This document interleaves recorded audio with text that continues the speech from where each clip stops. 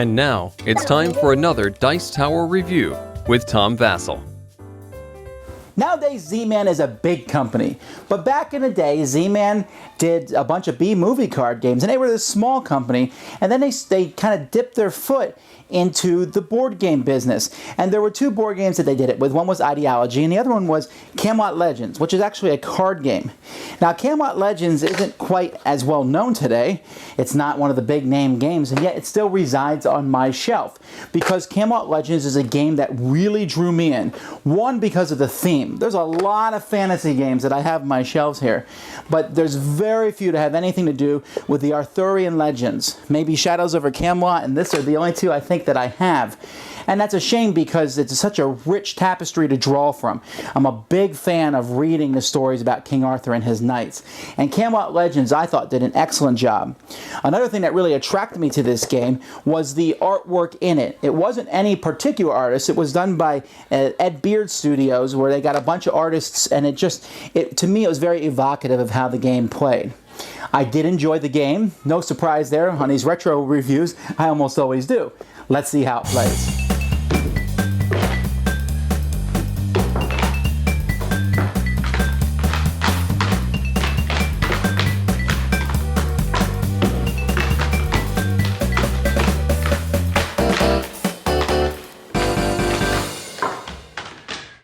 In Camelot, there are 3 locations that are placed on the board, and they're kind of spread out like this because players are going to be playing cards to their side. So if you're the green player, you'll be playing your cards on that side, blue player over here, and so on. So there's 3 different locations where you can play people. And there's a basic and an advanced game. We're going to talk about the advanced game because it includes the basic game. But the card deck does come with little icons in the top corner. White ones mean they're easy.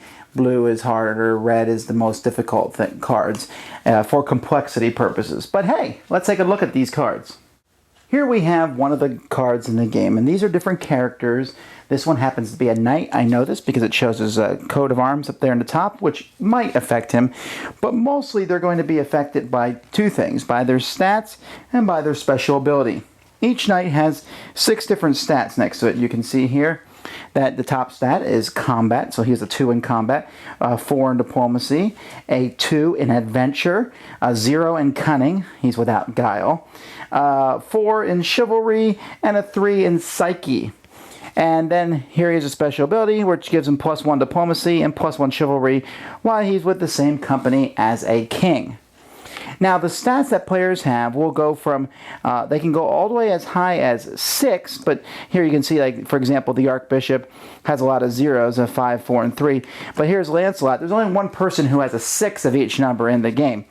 Lancelot here is definitely the best in combat in the league, and you can see his stats are pretty good. That's one thing I should mention in this game, is that not all characters are created equal or balanced. Some characters like Lancelot are much more powerful. Here's Merlin, who has 6 in diplomacy, and then look at Sir Kay, has a -1 in diplomacy. So the stats range from -1, which are very rare, to 6s, which are rare. Most people will have 2, 3, or 4 in their different stats. And you can see many of the different characters from Camelot and from the legends of King Arthur and his knights are included in here. And it's not just knights. As you can see, I showed you a few ladies, and everyone here has multiple different special abilities. And once again, I like to point out the really nice artwork that's done by the folks who did all of these knights. Now, let's talk about how the game plays. There is a deck of event cards in the game, and on a player's turn, they're going to turn over the top event and see what kind of event that is. Here you can see it's a Mystic Temptation. It's a forest event. It's worth 2 victory points, and to complete this event, you need 6 chivalry and 9 psyche to pass this event. So it's a forest event, so what we're going to do is we're going to place it into the forest up here. So we put this event up on the forest, and what players will do on their turn is they're going to try to get enough people there who have 6 chivalry and 9 psyche so that they can complete this event. So on a player's turn, he has 2 actions that he can take. Those actions can be drawing a character from the character deck. They can be playing a character to any of the locations, although there is a limit of 6 at a location, or they can move 1 or 2 characters from one location to the other. once they have enough characters at a spot that will meet the requirements of that spot. For example, here I have 3, 7 Chivalry, and I have 10 Psyche on the cards that I have in front of this one. So I've completed the Mystic Temptation. So let's look at this Mystic Temptation one more time. It says, while this event is in your victory display, add 2 to the total combined Psyche scores of each of your companies. A company is a group of your characters. So not only does this give me 2 victory points, but it also gives me a special ability. And there are different kinds of events for each of the things. Here you can see a Camelot event for the round table. Here's an assassination, a Cornwall event. That one's hard to do though. You can see it takes 18 cunning to pull that off. Here's another farce event. If multiple events are pulled, there can be more than one event in each of the areas. However, if there can't be more than 3. Sometimes an event is drawn like this one. This is a heraldic event, which basically just brings a special ability into play. And sometimes there's a bidding event, such as the Roman War here, in which case players will be bidding from their hand, and whoever plays and discards the most of each of those 2 types is going to win this one, which is 6 victory points. Some of these cards will also allow you to win special cards like Excalibur, or to become the High King, or to get a love potion. But what you're going to be eventually trying to do is get to finish a final event. There are 3 final events, and one of them will be involved in your game. The Dragon Slayer, the Sacred Quest. And when that event is completed, at that point the game will end, and everyone's going to add up their points, and the person who has the most points is the winner. There is a lot of intrigue as you're playing the game because several of the characters can kill each other and discard other cards, and different things will happen as you're moving them around.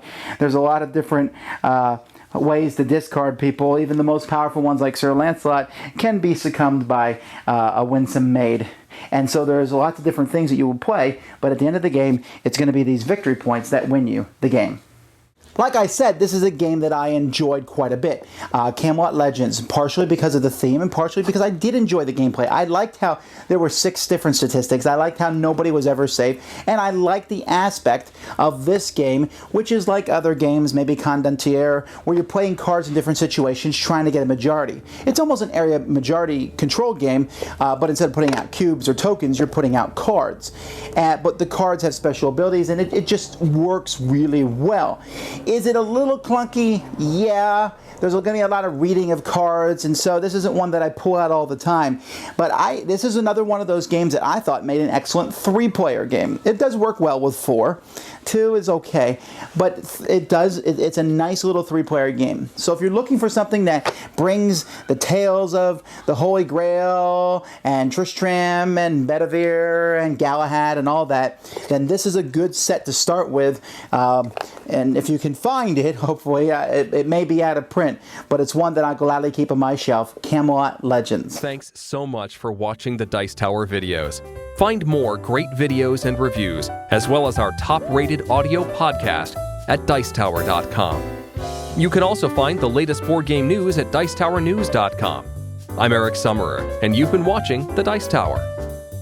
The Dice Tower is sponsored by Fun Again Games, the world's best game source. Fun Again Games has over 5,000 games available. Check them out at funagain.com.